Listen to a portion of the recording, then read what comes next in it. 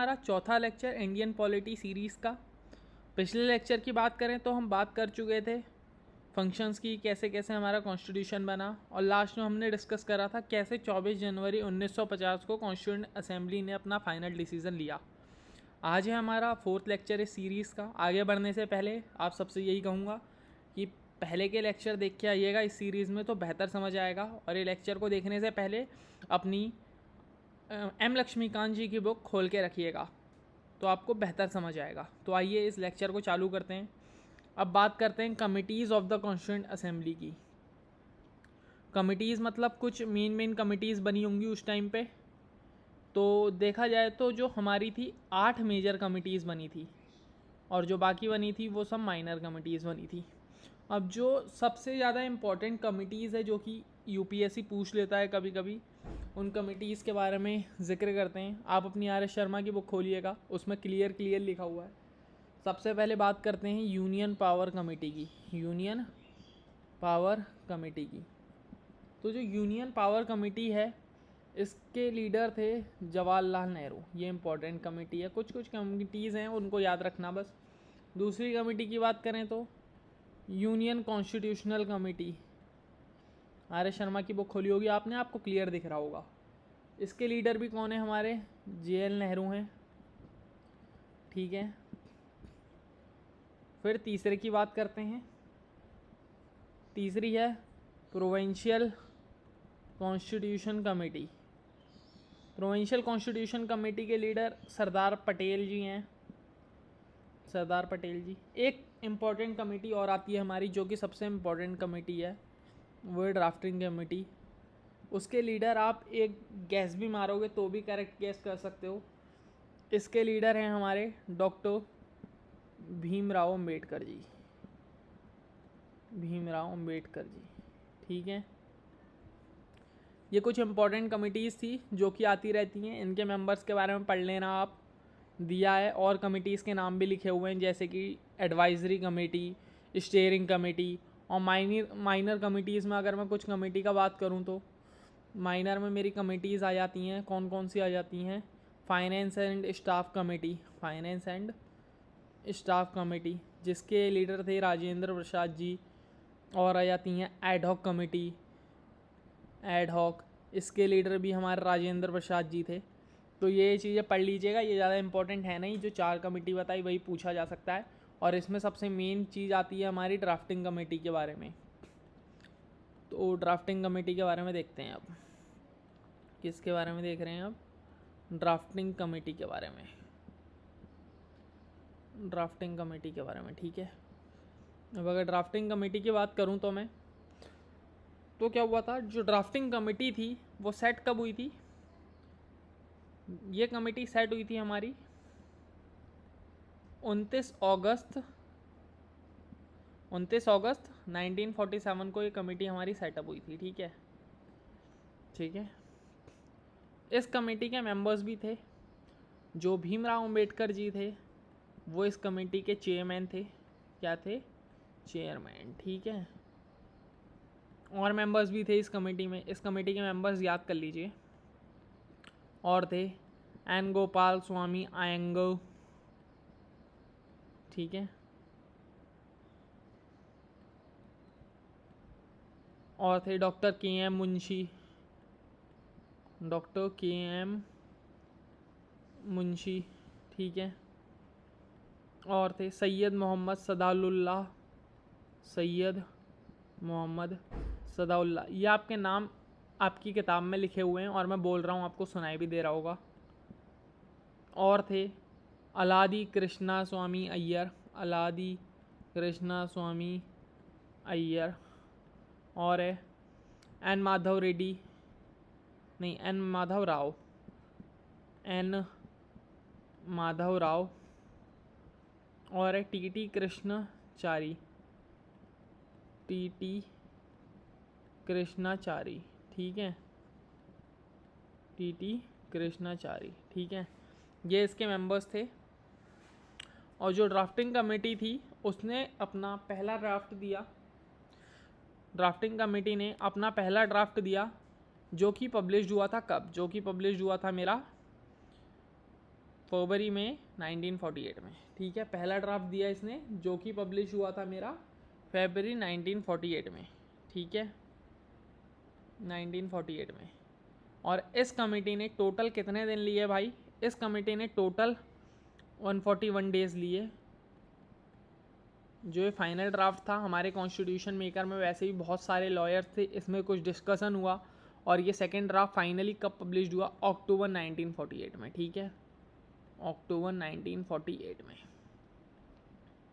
ठीक है। ये क्रिटिसिज्म करा जाता है हमारे कॉन्स्टिट्यूशन का कि इसमें ज़्यादातर लॉ मेकर्स थे, समझ गए। ये था ड्राफ्टिंग कमेटी के बारे में, ये पढ़ लेना आप सब, इसके बारे में बता ही दिया है मैंने पूरा। तो आइए स्लाइड में बढ़ते हैं। स्लाइड में देखिए हमने बता दिया कि 8 मेजर कमेटीज़ थी और कुछ माइनर्स थी। जो मेजर कमेटीज़ हैं उनके नाम मैंने सारे यहाँ पे दे दिए और कुछ माइनर कमेटीज़ भी बता दिया आपको, जैसे एड हॉक हो गया, फाइनेंस एंड स्टाफ कमेटी हो गई, प्रेस गैलरी कमेटी हो गई, वो सब बता दिए। और इन सब में सबसे इम्पॉर्टेंट जो कमेटी थी ड्राफ्टिंग कमेटी थी, जिसके बारे में पूछा भी जाता है, जिसके लीडर थे डॉक्टर BR भीमराव अम्बेडकर जी। वो कमेटी के बारे में यहाँ पे लिख दिया हमने। सारी कमेटीज़ में जो देखो बुक में भी मेंशन है क्लियरली, जो मोस्ट इम्पॉर्टेंट कमेटी थी वो ड्राफ्टिंग कमेटी थी, जो कि सेट हुई थी अगस्त 1947 में। ये कमेटी थी जिसका मेन काम था कि कॉन्स्टिट्यूशन के लिए ड्राफ्ट प्रिपेयर करिए। 7 जने थे इसमें, नाम लिखे हुए हैं। डॉक्टर BR अम्बेडकर जो कि इसके चेयरमैन थे, सबको पता होगा, N Gopal Swami Ayyangar, Alladi Krishna Swami Iyer, doctor KM Munshi, Syed Mohammad Saadulla, N Madhavrao जो कि रिप्लेस करा था BL मेटर को, जिन्होंने रिज़ाइन कर दिया था। ये क्योंकि उनकी हेल्थ कंडीशन ख़राब थी। और TT कृष्णाचारी, इन्होंने रिप्लेस करा था डॉक्टर DP खातिन को, जो कि मर चुके थे 1948 में, ठीक है। ये पढ़ लिया, इतना क्लियर हो गया होगा अब तक। अब आगे बढ़ते हैं एनेक्टमेंट ऑफ द कॉन्स्टिट्यूशन के बारे में। एनेक्टमेंट मतलब कैसे कॉन्स्टिट्यूशन आया हमारा धीरे धीरे, ठीक है। एनेक्टमेंट मतलब कैसे कैसे हमारा कॉन्स्टिट्यूशन धीरे धीरे आया। अब इसके बारे में डिस्कस कर लेते हैं। 3 रीडिंग हुई थी इसकी, फर्स्ट रीडिंग, सेकंड रीडिंग और थर्ड रीडिंग। पढ़ते हैं थोड़ा इसके बारे में, क्या है भाई, क्या क्या रहा है ये एनेक्टमेंट ऑफ द कॉन्स्टिट्यूशन, इसको देखते हैं एक बार। तो जो डॉक्टर BR अम्बेडकर जी थे हमारे, कौन? Doctor BR Ambedkar ji. Doctor BR Ambedkar ji थे, उन्होंने अपना फाइनल ड्राफ्ट जो है कॉन्स्टिट्यूशन का वो इंट्रोड्यूस करा। पहली मीटिंग जब हुई थी, पहली मीटिंग में 4 नवंबर 1948 को, ठीक है, 1948 को, ठीक है। और फिर असेंबली ने इस पर जनरल डिस्कशन करा।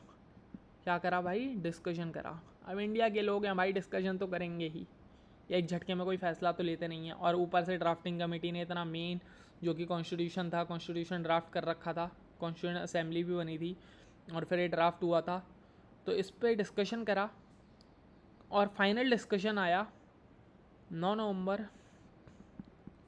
1948 को, ठीक है। 5 दिन का डिस्कशन करा और 9 नवंबर 1948 को इसका डिस्कशन करके वो आया और फिर पहली रीडिंग का था ये फैसला, ठीक है। फिर मेरी सेकंड रीडिंग हुई। सेकंड रीडिंग मेरी कब स्टार्ट हुई भाई? पहली रीडिंग का बता दिया आपको मैंने, वो जो बुक में लिखा हुआ था पहली रीडिंग के बारे में।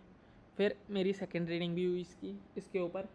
जो सेकंड रीडिंग हुई मेरी, वो हुई मेरी 15 नवंबर 1948 से स्टार्टेड। 15 नवंबर 1948 से स्टार्टेड और ये एंड हुई। अब ऐसा तो था नहीं भाई कि एक झटके में ख़त्म कर दें, और ये मेरी एंड हुई कब? ये हुई मेरी एंड 17 अक्टूबर 1949 को। अब देख लो भाई कितना सारा टाइम पीरियड लिया इन्होंने एक छोटे से काम के लिए। मतलब पहले जब फर्स्ट मीटिंग हुई थी उसमें 5 दिन का टाइम लिया और उसमें पूरा लगभग 1 साल मान के चलो, 1 साल का टाइम तो ले ही लिया। अब इस मीटिंग में क्या हुआ था? जो सेकेंड मीटिंग थी ये इम्पोर्टेंट थी। इस मीटिंग में क्या हुआ था भाई? इस मीटिंग तक 7,653 जो थे मेरे, वो अमेंडमेंट जो थे उनको प्रपोज कर चुके थे और 7,563 अमेंडमेंट को हम प्रपोज कर चुके थे। और उनमें से जो 2,473 थे उसको हम डिस्कस कर चुके थे असेंबली में, ठीक है। तो माना जाता है कि जो सेकंड असेंबली जब पास हुई ना भाई, तो यहीं पे हमारा पूरा कॉन्स्टिट्यूंट जो ड्राफ्टिंग कमेटी थी, जो ड्राफ्ट आने वाला था, जो कॉन्स्टिट्यूशन आने वाला था, उसकी प्रक्रिया यहीं पे ख़त्म हो गई थी। फिर इसके बाद आती है मेरी भाई third constituent assembly. Final meeting भी तो होगी ना यार। थर्ड कॉन्स्टिट्यूंट असेंबली में क्या होता है? थर्ड कॉन्स्टिट्यूंट असेंबली जो कि स्टार्ट होती है कब? स्टार्ट होती है 14 नवंबर 1949 को। 14 नवंबर 1949 को ये कमेटी थर्ड मीटिंग अपना स्टार्ट होती है। और फिर क्या होता है? और डॉक्टर भीमराव अंबेडकर यहाँ पे एक मोशन चलाते हैं, ठीक है। डॉक्टर भीमराव अंबेडकर एक मोशन चलाते हैं और वो बोलते हैं, क्या बोलते हैं वो? Constitution as settled by the assembly be pass. Constitution as settled by the assembly be pass, ठीक है। As settled by the assembly be pass.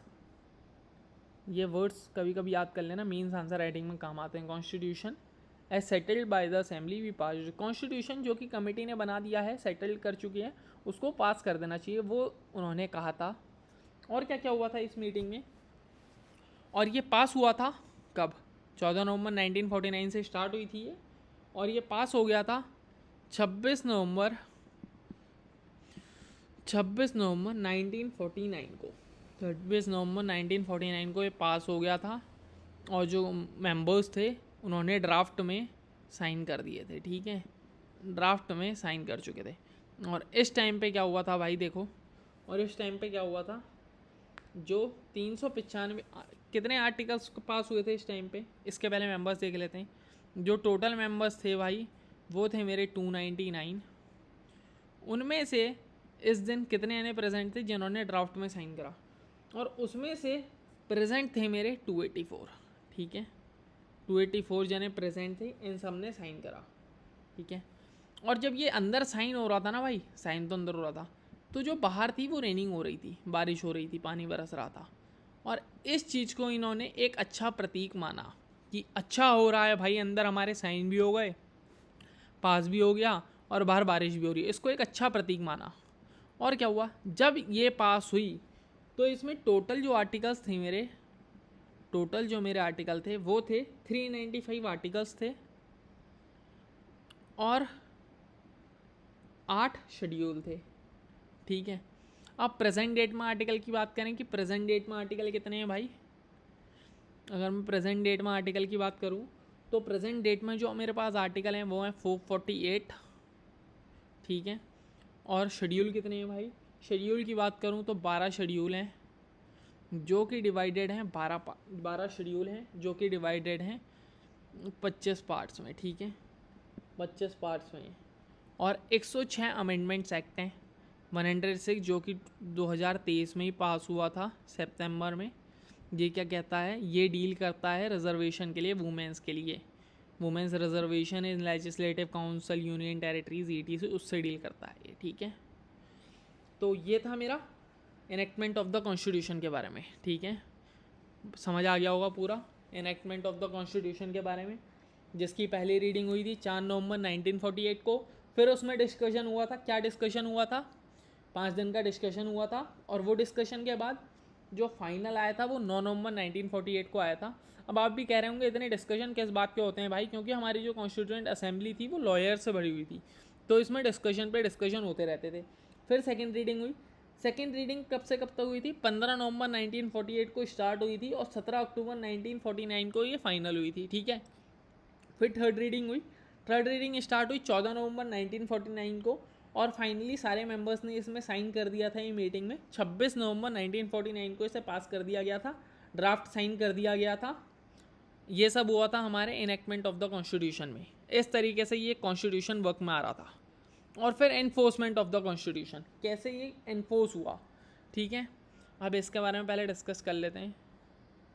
Enforcement of the constitution की अगर मैं बात करूँ तो ब्रिटिश हुकूमत पहले से ही डिमांड कर रही थी। ब्रिटिश हुकूमत इंडियंस को दबा रही थी, और जो गांधी जी लोग थे और INC के मेंबर्स थे वो पहले से ही पूर्ण स्वराज की डिमांड कर रहे थे। कह रहे थे कि हमें इंडिपेंडेंस चाहिए, हमें ब्रिटिशर्स के राज में अब काम वगैरह कुछ नहीं करना है।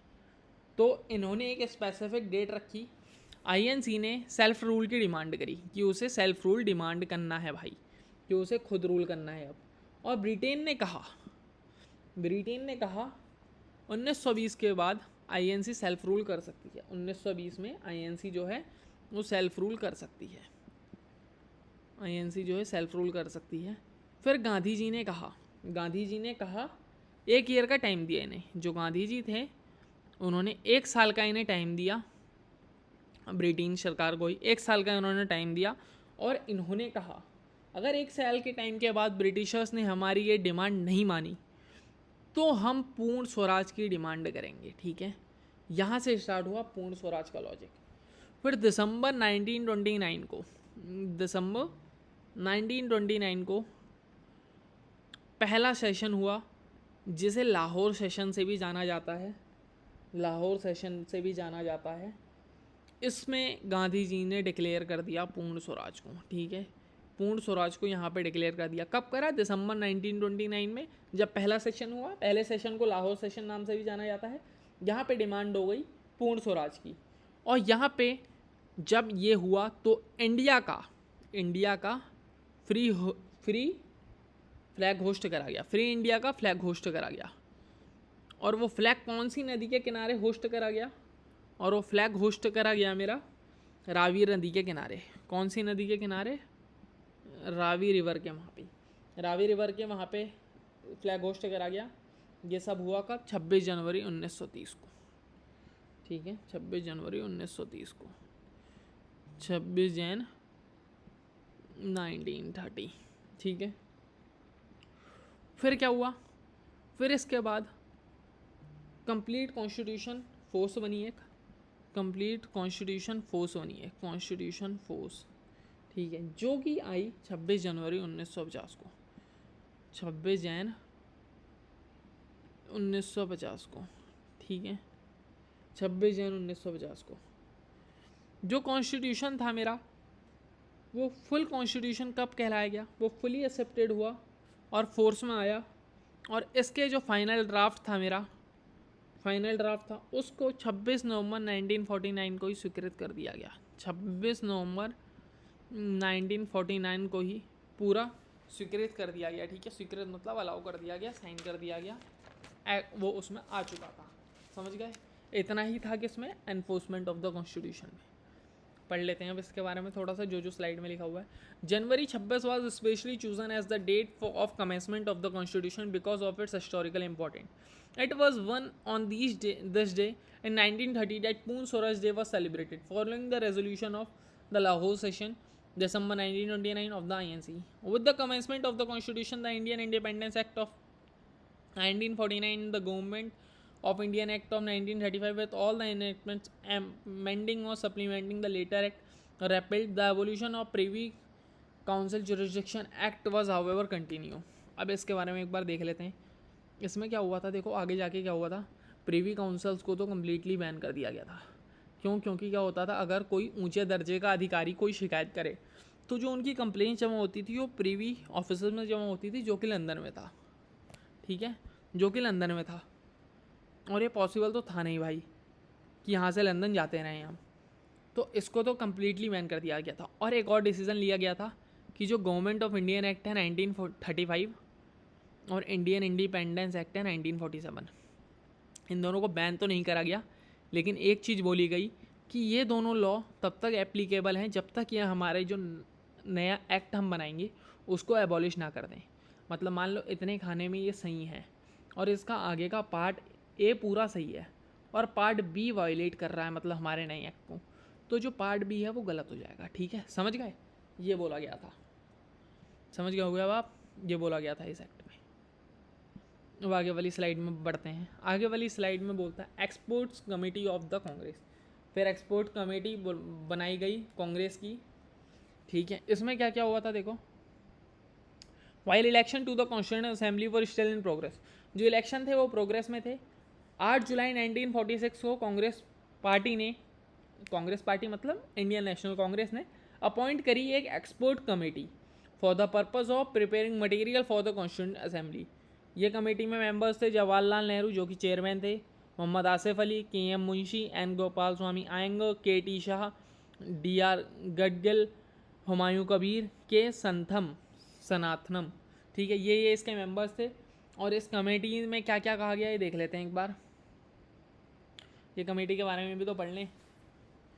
जुलाई से अगस्त 1947 में 1946 के टाइम इलेक्शन चल रहे थे, कॉन्स्टिट्यूंट असेंबली को पता था, और कॉन्स्टिट्यूंट असेंबली को ये पता था कि जो कांग्रेस है, कि जो उनकी पार्टी है INC, वो जीतेगी ही जीतेगी। ठीक है, 8 जुलाई, फिर 8 जुलाई 1946 को, 8 जुलाई 1946 को जो एक्सपर्ट कमेटी थी कांग्रेस की वो अपॉइंट करी गई। ये कमेटी को अपॉइंट करा गया और ये डिसाइड करा गया कॉन्स्टिट्यूंट असेंबली वर्क कैसे करेगी। ये बनाई गई थी कि जो असेंबली होगी हमारी, कैसे जो कॉन्स्टिट्यूशन आएगा वो वर्क कैसे करेगा। ठीक है, इसके चेयरमैन थे JL नेहरू, इसके चेयरमैन थे। और इसकी 2 मीटिंग्स हुई इस कमेटी की। पहली हुई 20 से 22 जुलाई 1946 को। 1946 में ये हुई थी मेरी दिल्ली में। 1946 में हुई, 20 से 22 जुलाई ये हुई थी मेरी, कहाँ, दिल्ली में हुई थी। और इस मीटिंग में क्या कहा गया, इस मीटिंग में बोला गया कि कॉन्स्टिट्यूंट असेंबली का प्रोसीजर कैसा होगा वो डिसाइड होगा। कॉन्स्टिट्यूंट असेंबली का प्रोसीजर वो डिसाइड करा गया। और हाउ मैनी कमिटीज़, और कितनी कमिटीज़ बनेंगी ये डिसाइड करा गया इन दोनों मीटिंग्स में। ठीक है, दूसरी मीटिंग का बताता हूँ कि कितनी कमिटीज़ बनेंगी। ठीक है, ये डिसाइड करा गया। दूसरी मीटिंग हुई मेरी 15 से 17 अगस्त में, 15 से 17 अगस्त 1946।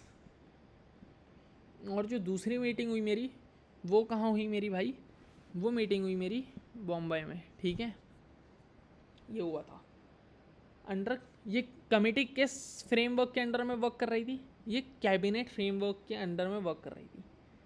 कैबिनेट फ्रेमवर्क के अंडर में, ये क्वेश्चन पूछ लिया जाता है, कैबिनेट फ्रेमवर्क के अंडर में वर्क कर रही थी। और उसी टाइम पे एक रेजोल्यूशन भी लाए थे गांधी जी, ये सेम वही रेजोल्यूशन की तरह काम कर रही थी जिसका नाम था ऑब्जेक्टिव रेजोल्यूशन, जो कि हम पढ़ चुके हैं। ठीक है, और ऑब्जेक्टिव रेजोल्यूशन को ही मॉडिफाई करके हमारा प्रीएम्बल बना है। ठीक है, ये सब तो क्लियर होगा आपको, पहले लेक्चर्स में बता चुके हैं हम। तो इतना समझ आ गया आपको। अब बढ़ते हैं आगे की स्लाइड में। यही था एक्सपर्ट कमेटी के बारे में। अब आगे की स्लाइड में अगर बढ़ें तो आगे की स्लाइड में आता है कि क्रिटिसिज्म ऑफ द कॉन्स्टिट्यूशन। ठीक है, क्रिटिसिज्म मतलब क्या क्या बुराइयां करी गई लोगों ने कॉन्स्टिट्यूशन की। सबसे पहले बोला गया कि ये एक रिप्रेजेंटेटिव बॉडी नहीं है। अब भाई रिप्रेजेंटेटिव बॉडी क्यों नहीं है, क्या बोला गया, इसका तर्क क्या बोला गया। इसमें ये बोला गया कि ये डायरेक्टली इलेक्टेड नहीं है लोगों द्वारा, इसने यूनिवर्सल एडल्ट फ्रेंचाइजी को फॉलो नहीं करा गया है। यूनिवर्सल एडल्ट फ्रेंचाइजी का मतलब क्या होता है, कितने से भी कितना करोड़पति आदमी हो, मुकेश अंबानी जी को ले लो, उनके वोट का काउंट एक ही रहेगा। ये नहीं कि वो भाई करोड़पति हैं, उन्होंने एक वोट डाला वो 10 के बराबर है, ऐसा नहीं है। ये क्रिटिसिज्म करा गया। लेकिन उस टाइम पे लोगों के पास इतनी अकल कहाँ थी भाई, आजकल के लोग तो पढ़े लिखे हैं, उस टाइम लोगों के पास इतनी अकल कहाँ थी कि वो वोट देने जाएं, किसको वोट दें। आज की डेट में तो लोग पढ़े लिखे हैं, वोटिंग वगैरह सब वैलिड है। और बोला गया not a sovereign body. Sovereign body इसलिए नहीं बोला गया, कई लोगों ने बोला कि ये अभी भी आज की डेट में भी ब्रिटिश गवर्नमेंट का एक प्रपोजल था और ये उसके अंडर में ही है, इसलिए यही बोला गया। टुक अ लॉट ऑफ टाइम बोला गया। क्यों, इसमें बोला गया कि जो अमेरिका का कॉन्स्टिट्यूशन है उसने 4 मंथ लिए और नज़ीरुद्दीन अहमद ने इवन ये ड्राफ्टिंग कमेटी को बोला ड्रिफ्टिंग कमेटी। ठीक है, और क्या हुआ, और dominated by lawyers, dominated by Congress. Granville Austin थे हमारे, उन्होंने बोला गया कि ये कांग्रेस का ही रूल है। बोला गया असेंबली है कांग्रेस से बनी हुई और कांग्रेस है इंडिया से बना हुआ। ठीक है, ये बोला गया। और लॉयर पॉलिटिशियन डोमिनेशन, ये बात तो बिल्कुल सच है भाई कि लॉयर पॉलिटिशियन का डोमिनेशन उस टाइम बहुत ज़्यादा था। और उस टाइम अभी भी आज का कॉन्स्टिट्यूशन आप उठा के देखिए कितनी लॉयर की लैंग्वेज लिखी रहती है उसमें। और क्या बोला गया, डोमिनेटेड बाय हिंदूज। और एक ने बोला गया कि ये जो बॉडी है, ये जो कॉन्स्टिट्यूंट असेंबली है हमारी, पूरी हिंदू से डोमिनेटेड है। लॉर्ड विस्नोट सिमन ने कहा गया ये एक बॉडी है जो कि हिंदूज को प्रमोट कर रही है पूरी कम्प्लीटली तरीके से। अब कुछ इंपॉर्टेंट फैक्ट्स हम वो जान लीजिए। जैसे कि एलिफेंट जो था वो सिंबल था कॉन्स्टिट्यूएंट असेंबली का। प्रेम बिहारी ने कैलीग्राफी करी इंडियन कॉन्स्टिट्यूशन की। जो हिंदी वर्जन की कैलीग्राफी करी वसंत कृष्णा वादिया ने करा। सर बी एन राव ने कॉन्स्टिट्यूएंट एडवाइज़र थे। H we are Iyengar secretary थे कॉन्स्टिट्यूएंट असेंबली के। एस एन मुखर्जी जो थे चीफ ड्राफ्टमैन थे कॉन्स्टिट्यूशन के। ठीक है, ये सब पढ़ लिया आपने। एक चीज़ और बता दूँ आपको, इतना ही था आज के लेक्चर में। जो कॉन्स्टिट्यूएंट असेंबली थी मेरी, ठीक है, उसका हिंदी वर्जन आया, हिंदी वर्जन भी लिखना है भाई। जो हिंदी वर्जन आया वो 58th कॉन्स्टिट्यूशन अमेंडमेंट एक्ट से आया। 58th कॉन्स्टिट्यूशन अमेंडमेंट एक्ट जो कि 1987 का था, उससे आया। ठीक है, 1987 का था। इसमें न्यू आर्टिकल जोड़ा गया। वो आर्टिकल था आर्टिकल 394A। 394A इसको टाइटल करा गया, इसको टाइटल करा गया क्या? Short title, short title, short title और करा गया कमेंसमेंट और करा गया रेपल। जो शॉर्ट टाइटल है यह आता है मेरा आर्टिकल 393 के अंडर में। जो कमेंसमेंट है वो आता है मेरा 394 के अंडर में। और जो मेरा रेपल है वो आता है मेरा 395 के अंडर में। ठीक है, और इसका क्या काम था? इसका काम था, इसका ओवरऑल वर्क क्या था कि जो हिंदी वर्जन था, जी जो कॉन्स्टिट्यूशन है उसको हिंदी वर्जन में लाया जाए, इस आर्टिकल का काम था। और सेम टू सेम, मतलब जो मीनिंग उसकी इंग्लिश में है वही मीनिंग उसकी हिंदी में भी आए, ये काम था इसका। ठीक है, तो इसी के साथ ये लेक्चर होता है आपका ख़त्म। अब बढ़ेंगे अगले लेक्चर में। आप अपनी लक्ष्मीकांत जी की टेबल देख लीजिएगा। टेबल्स में बहुत इंपॉर्टेंट डेटा रहता है कभी कभी, जैसे कि बता रखा होगा, आप अपनी टेबल देखिए। ब्रिटिश इंडियन प्रोविंसेस की सीट थी 292, प्रिंसली स्टेट्स की थी 94, चीफ कमिश्नर की थी 4, टोटल 389 सीट्स थी। ये सब प्रीवियस लेक्चर्स में हमने डिस्कस कर लिया है। और जो वोटिंग हुई थी, कांग्रेस को मिले थे उसमें 208 वोट, मुस्लिम लीग को मिले थे उसमें 73 वोट्स, और माइनर कमेटी को 1-1 वोट्स मिला हुआ था। ठीक है, और जो कॉन्स्टिट्यूशन कमेटी रिप्रेजेंटेशन थी कॉन्स्टिट्यूएंट असेंबली में, उसमें हिंदूज थे 163, मुस्लिम से 80, शेड्यूल कास्ट थे 31। ये चीज़ें हैं इसमें, आप पढ़ लीजिएगा अच्छे से। तो इसी के साथ ये लेक्चर को यहाँ पे ख़त्म करते हैं और मिलते हैं आपसे अगले लेक्चर में। Bye bye, see you very soon.